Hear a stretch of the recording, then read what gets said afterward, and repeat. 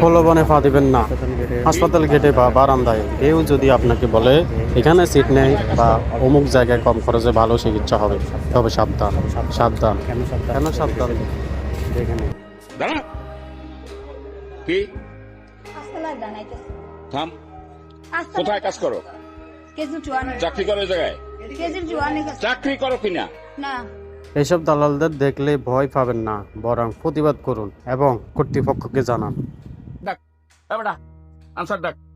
কার KG জোয়ানে তুই চাকরি করো এখানে? আমার মধ্যে তোর কাজটা কি আমি নিষেধ করছি না? ভিডিওটি ভালো লাগলে শেয়ার করবেন এবং ফলো দিয়ে পাশে থাকবেন। ধন্যবাদ। আচ্ছা স্যার দৌড়া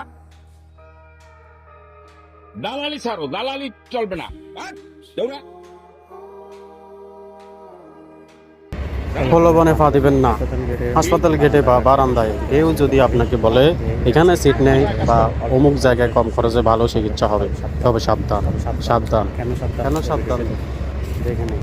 দাঁড়া কি আসসালাম জানাইতেছি। থাম কোথায় কাজ করো?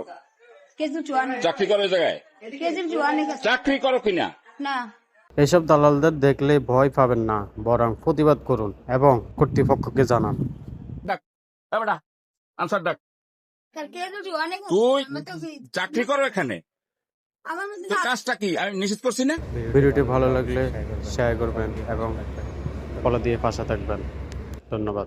আচ্ছা স্যার দৌড়া দালালি ছাড়ো, দালালি চলবে না।